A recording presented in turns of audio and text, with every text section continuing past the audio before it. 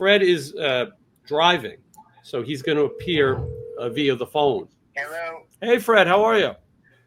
Dandy, how are you? Good, thank you for joining us. Now, I pointed out that you're driving, so it's better just to do this by audio. Audio, thank you. Yeah, and we're joined by Mark Weiss and Blas Elias. I love Blas. Hey, Fred, how are you? Yeah, Sorry, Mark. And Steven just left PRC, and he said to say hello to you, your former arcade bandmate. No way, Steven. No way, that guy. No, I love Steven. He's great. Oh yeah. A lot of history. Fred, my brother, yeah. We're here to talk a little bit about rock magazines and whether or not rock magazines is an ancient dying thing, or if it can come back. Mark has his magazine Rocked and is trying his best. When you were younger, before you were even playing in bands, did you collect rock magazines? Not only did I collect rock magazines, but if you went to Universal Studios or Disneyland or something, you could stand there and get your photo on the cover of a magazine. Whether it was, Bass Fisherman or something, but there was one called Hit Parader. And I took a picture and I was on the cover of Hit Parader magazine and that was like, gonna make it one day, going to be on a magazine. And it was that fake Hit Parader thing that they did, and that was that. So I love magazines. I used to read them all. I used to get Hit Parader and Circus, and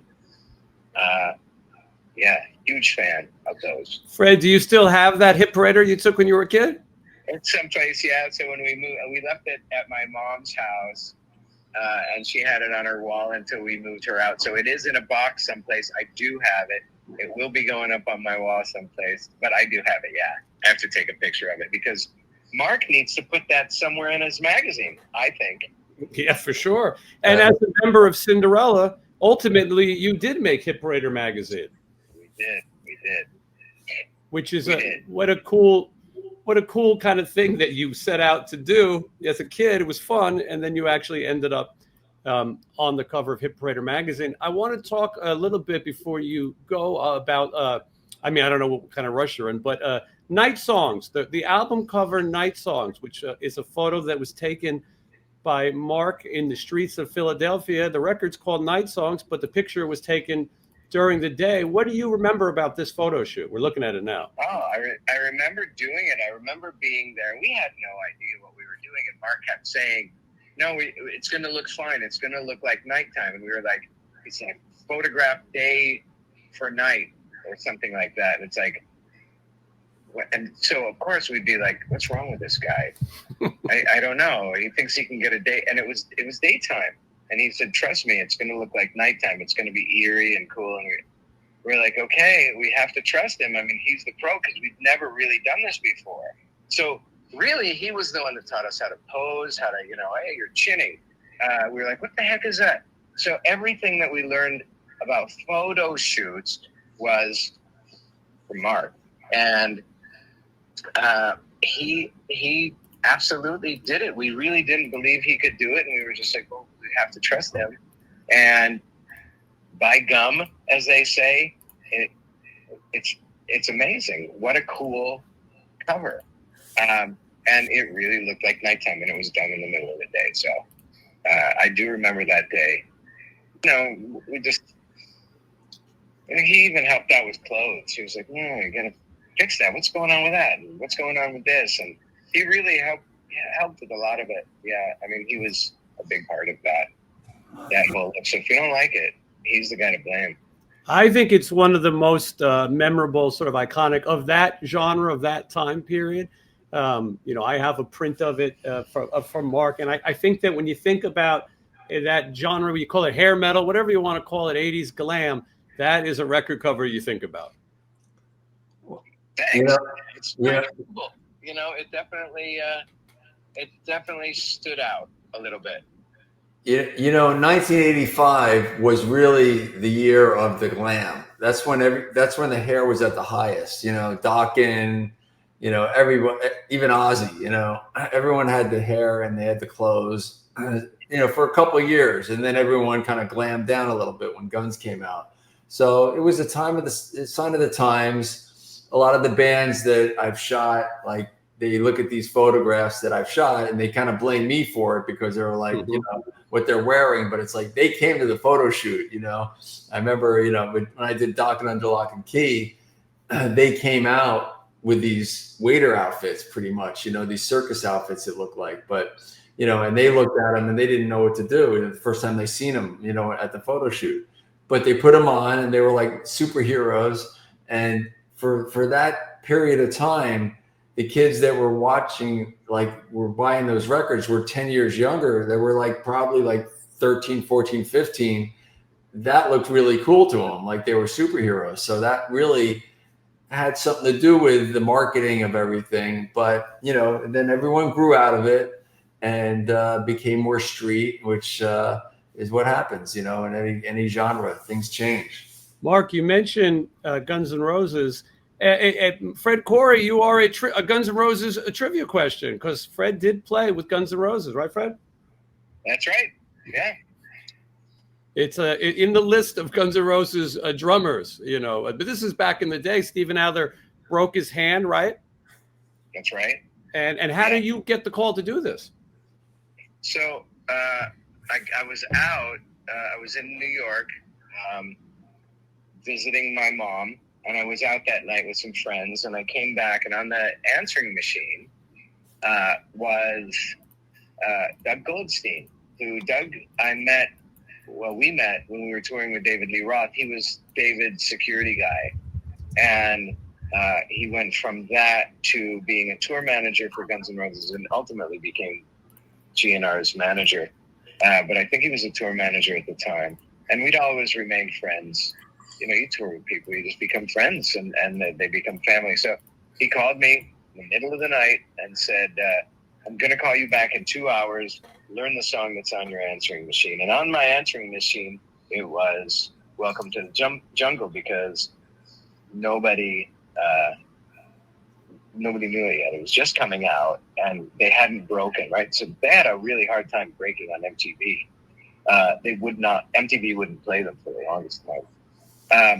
So until Sweet Child of Mine came out, then they started playing them. But so I said, okay. And he called me a couple hours later and he said, can you be on a, I think it was 4 a.m. He said, can you be on a 7 a.m. flight for a show tonight? And I said, sure. Mm-hmm. And he said he broke his, you guys will rehearse, but I already knew the songs top to bottom. I knew the entire record. So he said, you'll rehearse at the hotel when you get there. And I said, okay. So I charted it out on the plane. It was a long flight. So I charted it out. And when I got there, they were stuck in a snowstorm. So there was no rehearsal. And I met Axl on the way to stage. Like, he walked right by me and he was like, are you ready? And I said, yeah. So we went up and played. And after the show, kind of got to know everybody. But that's how it happened. Yeah. Call in the middle of the night. And I said, let's do it. And we did it. It was great. And I finished the tour, and then we came back and did some headlining shows here. I think their first headlining shows. And then that was it. Pretty crazy. You had a secondary piece of history. Fred, I've been doing this show for 4 years. People always ask to have you on. They want to know, because you are active in music, but maybe not as public, maybe not as in front of everyone as it was. If you would tell everybody what you've been up to. So I do music for television. I'm a composer for TV shows. So what that means is, like, a lot of people say, "Ooh, can you get my songs in TV?" That's not what I do. At that point, I say I don't even write songs. What I'm writing is I write emotion with musical instruments. So any of the underscore, any of the if you're feeling like anxiety, or you're really sad, or something's funny, it's usually the music helping it become that. And that's what I do. I've been doing that for a long time now. And I do sonic branding for sports. So what that is on the side. So the main gig is TV. I have a show called The Arc. it's coming back for season 3 on Sci-Fi, and you can stream it on NBC Peacock, and that's coming back. We'll probably start next year, but right now I'll start working on it next month. And then I do sports branding for teams like the LA Kings, and what that means is I develop a sonic theme for them. So it's a theme that I'll put in game, usually do a goal song for the team. I will do if they have one of those shows like Hard Knocks or something, I'll score that to picture. And any of the commercials, I'll do that sort of thing. So I have the LA Kings, Detroit Tigers, Detroit Red Wings, and the Portland Trailblazers. So I've been doing that for a long time. Entering year 18 with the Kings now, and year 12 with Portland, and year 3 with Tigers.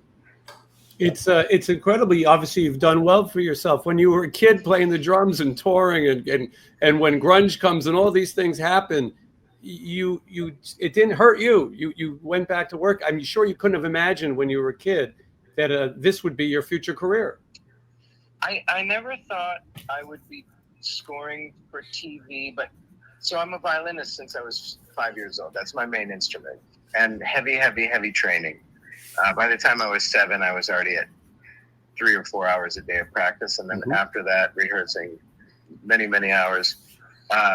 So that was my thing. So during Cinderella, when we were starting to, do less gigs, our first tours were 18 months. Our last tours were 5 months, 4 months. I went back to school for film composition. So I went to UCLA for 3 years for film and TV scoring, because I could make that connection with classical music, because that was my whole background until I was 12. I knew no rock and roll at all. It was all classical. And I did that with hard rock for the sports teams, for the Kings mainly. And then I said, I got to check this out for how to score the picture, like how to tell the story, how to learn that craft. So I went to UCLA for 3 years, and then I did the Berkeley Master program for film scoring. And then I got lucky through the Kings. Somebody was there and had an NBC medical drama, which is the hardest gig to get. And he said, if this goes, I'm going to give it to you, and you're going to do the music. And I was like, yeah, okay, yeah, sure. I went, and it turned into a hit show, and it was, talk about trial by fire. He just threw me right there, right to the top, and I had to either die or survive. And then, thank God I survived that one, and that was it. That's how the whole thing. So so to answer your question, did I think it would happen? No, but I was always, because I live in so much fear, I was always fearful that the band would end. Like, I always felt, and I still feel like the luckiest person on the planet. I was like, but this can't last more than that. I just got lucky on this one go around. And it just, it kept, every time the bus would leave, I was the guy sitting on the curb crying, thinking that it would never come back. And it came back year after year after year. And every time just, it built more gratitude and just like, more fear. It's just going to end. But, and from that, I had to pivot to something else. And then it just happened, and it turned into this. And I'm so grateful that any of it happened in the beginning. But then it all happened because of the band, right? Because it's not my own doing. It's a lot of praying and the band. So if that ever happened, if that Tom was like, hey, I need you for something, heck yeah, jump right on it. Well, that's the $1 million question, Fred. People ask all the time, is there any chance that the 3 surviving members of Cinderella could play again? Well, we all still play our instruments, right? So Tom is out touring. Eric is doing that. He's doing a benefit, Rock for Hope, I believe it's called. He's doing that next week. I'm right now playing on Billy Morrison's record. So we're all pretty active in playing. We have our chops up. So if something had to happen, if it was like, oh my gosh, you guys can save the world, we need to have you play. There's no reason we couldn't. You're friendly, right? I know I've seen you at Tom's shows. Oh yeah, I just talked to Eric this afternoon, and I speak to Tom quite often. Yeah, we're brothers. I mean, first of all, I owe everything to those guys, right? Started with Mike Varney, and then from Mike Varney, it went to Eric Singer, and from Eric Singer, I met the band. It really started with Ozzy to take this all the way back to a magazine, because I got in Ozzy's band, and I was with him in London, living at one of his houses, doing pre-production for The Ultimate Sin, and I was in the band long enough that it came out in either Circus or Hit Parader that the new drummer for Ozzy is newcomer Fred Coury from upstate New York. And that's all I needed. So when I auditioned for Cinderella, Tom got on the phone before I sent my tape in and said, so you're the guy from Ozzy? And I was like, that's me. And all I needed was that little bit of time that I was with Ozzy and a magazine, and it changed my life. Thank you, Circus or Hit Parader. But yeah, so that was that. And I forgot the question because I just totally sidetracked squirrel. That's all right. The power of magazines. But you made the point that you and the guys all still are active. You all still communicate. And who knows, maybe if there was a reason, a good reason, you're all busy, but maybe the survive and rest in peace to Jeff LeBar, but maybe the three of you, who knows, maybe it could happen one day.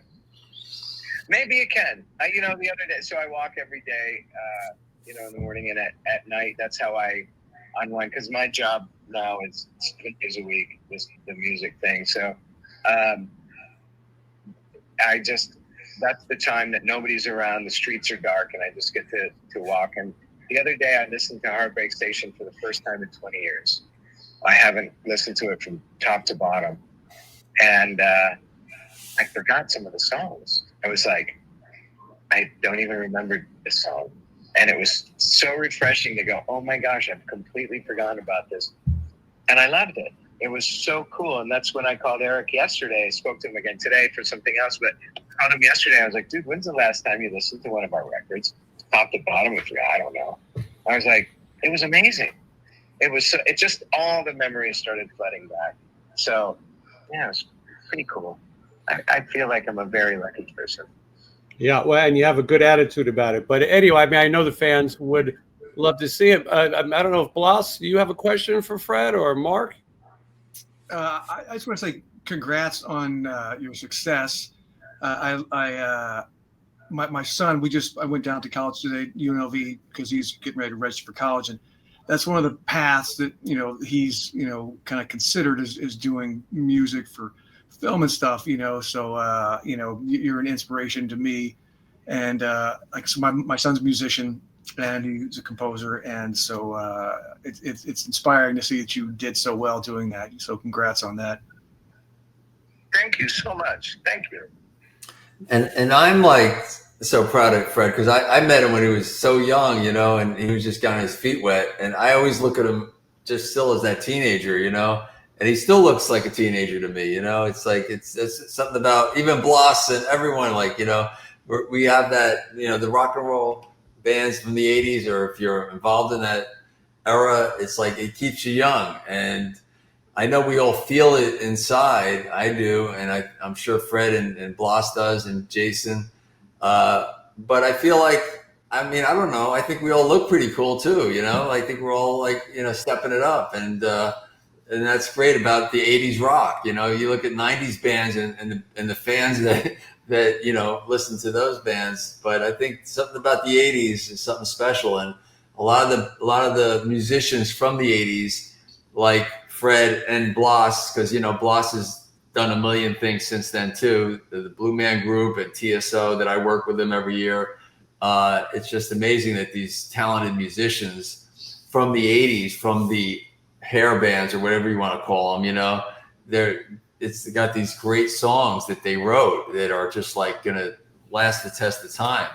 And for me to be part of them, I'm just a photographer that just clicks pictures. I don't have that kind of talent. These guys have pure talent. If for these guys to write songs and to tour around and make people happy, like that's pretty amazing. And for me to be part of it, I feel blessed because, you know, it's fun. Every time I'm around these guys, anytime I'm at a rock show, it just takes me back, and it's like nothing's really changed. So thanks, Fred, for, you know, giving me the time to take your picture. And he just reached out to me earlier. He goes, remember this picture you took of me and Ozzy in '85? And, you know, do you have any more pictures? And it's like, I'll dig in for it. You know, I want to find those memories to put a smile on his face, you know? So I feel like I have my place to make him happy. Like they made me happy. Thank you. That's amazing. It's a testament, Mark, to your work and trying to preserve this thing that we all love so much, the music, the magazines, the photos, and for, you know, Stephen and Fred and Blas, and we'll see who else joins us, but all to be here to talk about it because Rock Magazine, Mark is trying to bring it back and preserve this history that maybe younger people haven't seen. I will say that, you know, you guys all know fans are getting younger every day. Their kids are coming to these shows and loving Slaughter and Cinderella and Rat. They really are. I mean, if you go see a show someplace, it's the grandparents are bringing the kids. The kids are now adults with their own kids, and they're bringing their kids. And I mean, when's the last time you went to a Kiss show? Mm-hmm. They're like 3-year-olds. It's amazing. They have little babies that are all dressed up like Ace Frehley. It's insane. It's the fan. A lot of kids I'm talking now, teenagers, they're listening to this kind of music, which is really cool because you see, so there's a show I played on called Peacemaker. It's a John Cena show on HBO. And it's pretty cool. It's a superhero thing. It's very violent. It's very funny, but all the music is fully 80s leaning, right? And his fan base are young. And it's all of that. And I think, I don't know, this is the first year that rock has outsold country for touring shows, right? So, and for streaming. So is your timing perfect, Mark? I think it might be. Mm-hmm. All right. I didn't know that. Fred, I really appreciate you spending some time with us, and maybe you'll come back for a long-form interview sometime. I know a lot of people would love to hear from you. Thank you so much. Thanks for caring enough to having me on. Thank you, Fred. See you, Fred. Thank you. Good to hear your voice, Fred. Hi, Mark. Thank you. All right, Fred Coury.